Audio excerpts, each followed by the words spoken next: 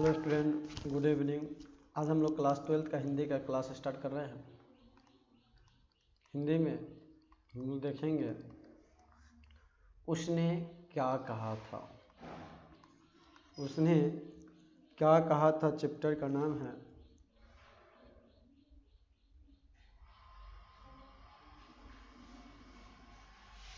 पहला चैप्टर को हम लोग देखेंगे। पहला चैप्टर हम लोग का है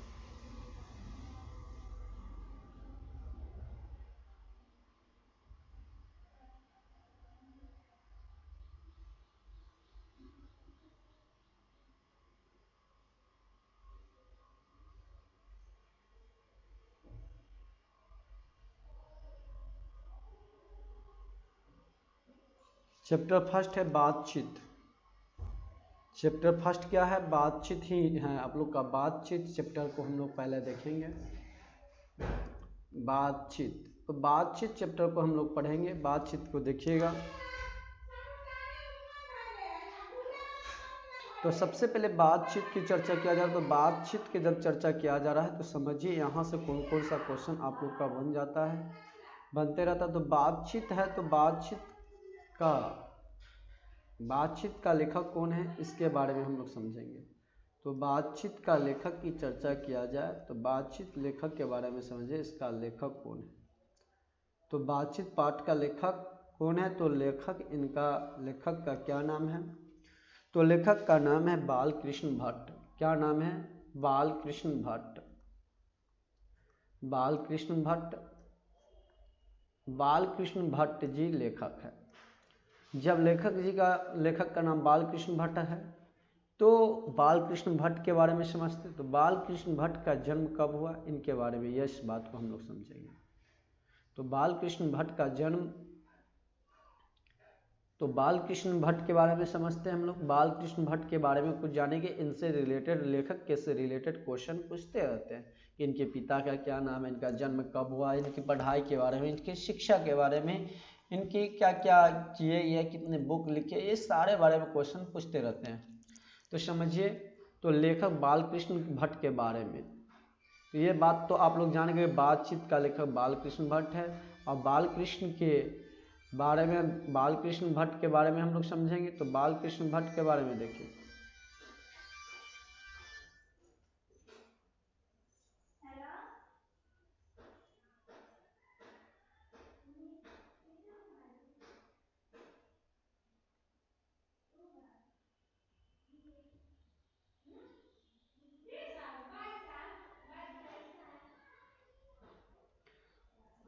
तो बालकृष्ण भट्ट 23 जून, बालकृष्ण भट्ट का जन्म कब हुआ?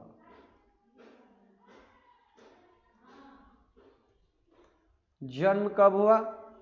तो वो 23 जून 1844 को ये क्वेश्चन पूछा जाएगा आपसे कि बालकृष्ण का जन्म कब हुआ।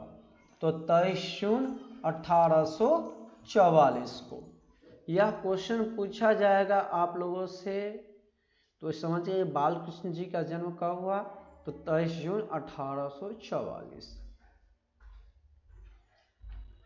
अब समझिए जन्म के बाद इनकी निधन पूछ दिया जाएगा, मृत्यु या निधन, निधन या मृत्यु। तो निधन या मृत्यु आपसे पूछा जाएगा तो आप लोग जवाब दे सकते। कितना होगा? 20 जुलाई 1914। 20 जुलाई 1914। कब इनका मृत्यु हुआ? तो मर कब गए, निधन कब हुआ इनका? 20 जुलाई 1914 में। ये दो बात समझे आप, ठीक। इसके बाद चलते हैं। तो हम लोग बालकृष्ण भट्ट के बारे में ही समझ रहे थे, तो समझते हैं। अब इनका जन्म जान गए। जन्म कब हुआ? तो जन्म 23 जून 1844 को हुआ। इनका निधन कब हुआ? तो इनका निधन 20 जुलाई 1914 का हुआ। चलिए, अब इसके बाद आप लोग देखिएगा इनकी घर कहाँ था। इनका घर कहाँ था? निवास स्थान इनका कहाँ था? निवास स्थान यानी घर, निवास स्थान या घर समझिए। घर इनका कहाँ था? तो इनका घर कहाँ पे था? इलाहाबाद में उत्तर प्रदेश। इलाहाबाद उत्तर प्रदेश। इलाहाबाद उत्तर प्रदेश में। इलाहाबाद उत्तर प्रदेश। निवास स्थान के बाद इनकी माता का नाम क्या था? बालकृष्ण भट्ट जी का माता का नाम, तो माता जी का नाम इनका था पार्वती देवी। क्या था? पार्वती देवी। इनका पिताजी का नाम क्या था? तो इनका पिताजी का नाम बेनी प्रसाद भट्ट था। बेनी प्रसाद भट्ट। क्या था? बेनी प्रसाद भट्ट। इनके पिताजी का नाम बेनी प्रसाद भट्ट। तो आपने जाना कि बालकृष्ण भट्ट का जन्म कब हुआ? तो 23 जून 1844 में। बालकृष्ण का निधन कब हुआ? मृत्यु कब हुआ? तो 20 जुलाई 1914 का। बालकृष्ण भट्ट का निवास स्थान कहाँ है? इलाहाबाद उत्तर प्रदेश में। बालकृष्ण भट्ट के माताजी का क्या नाम? पार्वती देवी। बालकृष्ण भट्ट के पिताजी का क्या नाम? बेनी प्रसाद भट्ट। अब इसके बाद इन्होंने सुसंस्कृत महिला जिन्होंने बालकृष्ण भट्ट के मन में अध्ययन की रुचि एवं लालसा जगाई। उनकी मम्मी ने बालकृष्ण भट्ट के मन में, दिमाग में उनकी लालसा एक जगाती है मन में, किसके अध्ययन के लिए? सुसंस्कृत महिला जिन्होंने बालकृष्ण के भट्ट के अध्ययन में रुचि में लालसा जगाई थी। अध्ययन में सुसंस्कृत थी महिला, उसकी माता संस्कृत महिला जिन्होंने बालकृष्ण भट्ट के मन में क्या क्या? अध्ययन के लिए रुचि और लालसा जगाई। और इनकी शिक्षा की बात किया जाए, बालकृष्ण भट्ट की पढ़ाई लिखाई क्या था? तो शिक्षा के बारे में आप लोग समझिएगा। शिक्षा इनका क्या था?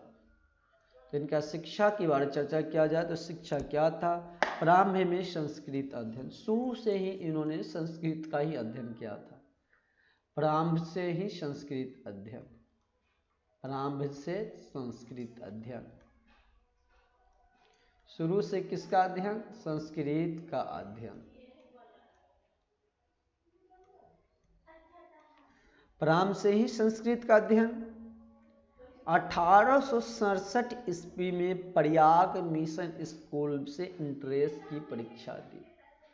प्रारंभ से ही संस्कृत का अध्ययन किए, लेकिन 1867 ईस्वी में, याद रखिएगा, पूछा जा सकता है कि प्रयाग मिशन स्कूल में बालकृष्ण भट्ट जी के द्वारा कब इंट्रेंस की परीक्षा दिए?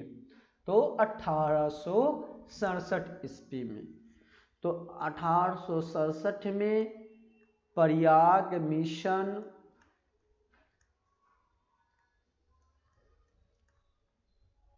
स्कूल से इंट्रेंस की परीक्षा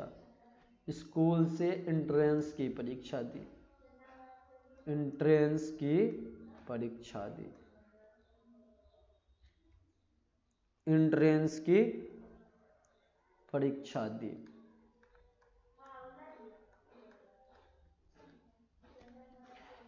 दी। अब यहाँ तक आप समझ गए बात को। इनकी वृत्ति क्या क्या था? तो इन्होंने 1869 से लेकर 1875 तक प्रयाग मिशन स्कूल के अध्यापन थे। पढ़ाई किए 1800 प्रयाग मिशन स्कूल में। कब से कब तक पढ़ाई किए? तो इन्होंने बालकृष्ण भट्ट ने प्रयाग मिशन में स्कूल में कब से कब तक पढ़ाई किए?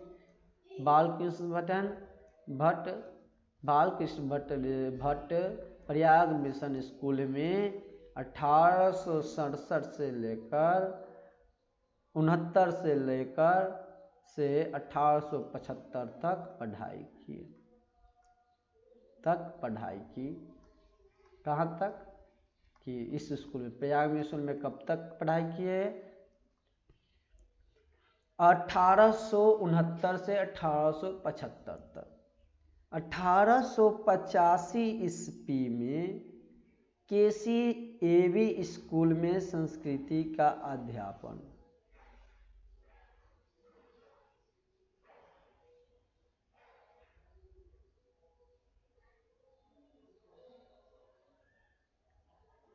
1885 में कहाँ से? तो KCV स्कूल से संस्कृत का अध्यापन। तो 1800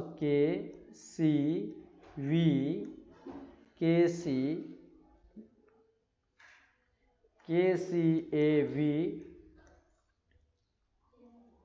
स्कूल में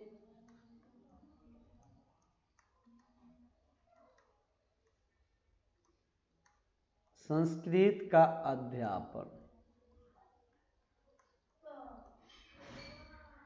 अध्यापन किए। कब से कब तक? 1869। कब से? 1885 में। 1885 में।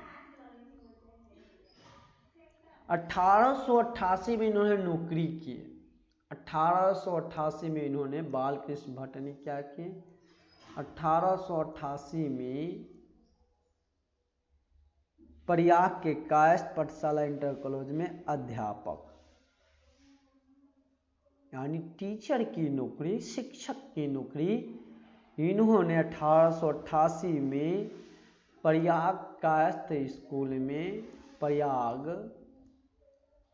की कायस्थ पाठशाला में, पाठशाला इंटर कॉलेज में टीचर की नौकरी, पाठशाला इंटर कॉलेज में शिक्षक नियुक्त किए हुए, शिक्षक की नौकरी इन्हें मिला, नियुक्त किए। किंतु इनका उग्र स्वभाव था। क्या था? बालकृष्ण भट्ट जी का उग्र स्वभाव के कारण नौकरी छोड़नी पड़ी। इनके उग्र स्वभाव के कारण क्या करना पड़ता है? शिक्षक का, अध्यापक का नौकरी इन्हें छोड़ना पड़ता है और उसके बाद लेखन कार्य पर ही निर्भर रहे। और पिता के अब विशेष परिस्थिति के बारे में समझेंगे। ये तो हम लोग समझ गए कि 1888 में प्रयाग का पाठशाला इंटर कॉलेज में शिक्षक की नियुक्ति किया गया, लेकिन उग्र स्वभाव के कारण इन्हें नौकरी छोड़नी पड़ी और ये अपने उसके बाद लेखन कार्य पर ही निर्भर रहे। इसके बाद हम लोग समझेंगे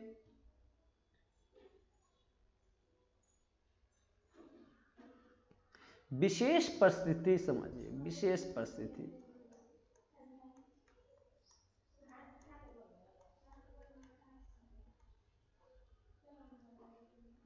विशेष परिस्थिति के लिए आप लोग क्या समझिएगा बात को यहाँ पे,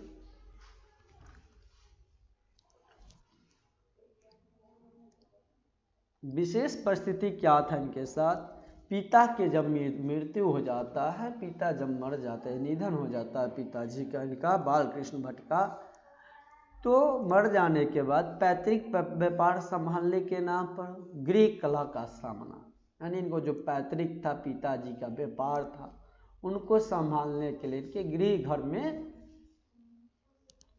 गृह कला हुआ, यानी घर में झगड़ा, एक टाइप का झगड़ा, जिस तरह से हम लोग का घर में कभी कभी किसी बात को लेकर हो जाता है, उसी तरह से झगड़ा हुआ, गृह कला शुरू हो गया। गृह कला का सामना, पैतृक घर छोड़कर घोर, यानी वो अपने पिताजी का घर छोड़ देते हैं। घर छोड़ देने के बाद आर्थिक संकट से जूझते हुए हिम्मत का काम लिया। आर्थिक संकट से जूझते हुए क्या करते हुआ? हिम्मत के काम करते हुए साहित्य के प्रति, अपने लेखन के प्रति संप्रीत हो जाते हैं। ये बात आपका विशेष परिस्थिति था। अब बात आता है, इस बात को आप लोग समझ चुके होंगे, विशेष परिस्थिति लिखने का कोई ज़रूरत नहीं। आप लोग इस तरह से याद रखिए कि पिता के मृत्यु के बाद गृह कला का सामना करना पड़ा, जिसके कारण लेखक साहब बालकृष्ण भट्ट जी ने पैतृक घर को छोड़ दिया। व्यापार संभालने के लिए कहा गया था, लेकिन उन्होंने उसी के व्यापार नहीं संभालने के कारण गृह कला शुरू हुआ और उसके बाद घर को छोड़ देते हैं। आर्थिक संकट का सामना करना पड़ता है। आर्थिक संकट का जब सामना करना पड़ता है तो उसके बाद सामना करते हुए उन्होंने साहित्य पर, पूरा अपना साहित्य पर क्या कर दिए? संप्रीत कर दिए। चलिए इसके बाद रचनात्मक परिस्थितियों को जानते हैं। रचनात्मक सक्रियता को जानते हैं। लास्ट आपका यही है। तो समझिए, भारतीय द्रोण हरिश्चंद्र, भारतीय द्रोण जो हरिश्चंद्र से प्रेरणा मिला इन्हें लेखक साहब को, किससे लेखक को प्रेरणा मिलता है? तो भारतीय द्रोण हरिश्चंद्र से प्रेरणा, आप पूछ अपना, भारतीय द्रोण हरिश्चंद्र से प्रेरणा लेकर हिंदी वर्धनी सभा का प्रयोग की ओर से 1877 में हिंदी प्रदीप नामक मासिक पत्र निकालना प्रारंभ किया। अब एक किससे प्रेरणा लेकर? लेखक साहब ने भारतीय द्रोण हरिश्चंद्र से प्रेरणा लेकर एक हिंदी प्रदीप नामक, तो हिंदी प्रदीप कहानियां, तो रचनात्मक अभिगत हिंदी वर्धनी सभा का प्रयोग करके इन्होंने हिंदी प्रदीप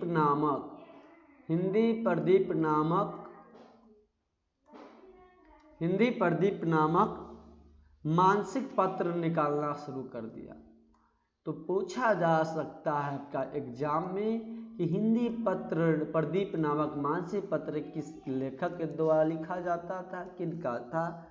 तो किनका? बाल कृष्ण भट्ट जी का था। इसने 33 वर्ष, तो इसे हुए 33 वर्षों तक चलाते रहे, 33 साल तक इसे चलाते रहे। कितने वर्ष तक? 33 वर्षों तक चलाते रहे इसे, 33 वर्षों तक चलाते रहे,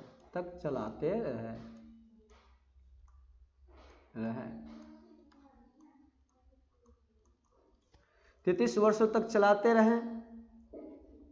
इनमें नियमित रूप से सामाजिक साहित्य, इनके रूप से नियमित सामाजिक साहित्य, नैतिक राजनीतिक यानी नैतिक राजनीतिक विषयों पर भी निबंध लिखते थे। 1881 में वेदों की युक्तिपूर्ण समीक्षा की। वेद को इन्होंने 1881 में समीक्षा किया, यानी फिर से देख, 1881 में वेद को समीक्षा किया। 1886 में लाला श्रीनिवास दास के सहयोगिता 100 सितंबर की कठोर आलोचना की। जीवन के अंतिम दिनों में हिंदी शब्दकोश के संपादन के लिए श्याम सुंदर दास के द्वारा काशी आमंत्रित हेतु अच्छा व्यवहार न होने पर अलग हो गए। हिंदी को संपादन के लिए श्याम सुंदर दास के द्वारा क्या किया गया? काशी आमंत्रित किया गया, लेकिन व्यवहार अच्छे नहीं होने के कारण उनसे अलग हो गए। अब इनकी रचनाएं के बारे में समझ लेते हैं। रचनाएं इनका क्या क्या था, आपका एग्जाम में इंपॉर्टेंट हो जाएंगे, ये बहुत ही पूछ दिया जाता। तो पूछ दिया जाएगा कि रहस्य कथा का लेखक कौन है? तो रहस्य कथा का लेखक बालकृष्ण भट्ट है। पूछा जा सकता है आप लोगों का कि नूतन ब्रह्मचारी का लेखक कौन है? तो नूतन ब्रह्मचारी का लेखक बालकृष्ण भट्ट है। ऑब्जेक्टिव में क्वेश्चन बनेंगे यहाँ से। इसके बाद आप लोग से पूछा जा सकता है इसमें 100 अनाज 100 अजान 1 सुजान का लेखक कौन है? ये भी पूछा जा सकता है आपको 100 अजान 1 सुजान के बारे में कि लेखक कौन है? तो बालकृष्ण भट्ट है। शिशुपाल गुप्तवैरी का लेखक कौन है? तो गुप्तवैरी का लेखक बालकृष्ण भट्ट है। इसके बाद आप लोग ध्यान रखिएगा रसताल यात्रा का लेखक कौन है? ताल का लेखक कौन है? तो बालकृष्ण भट्ट है।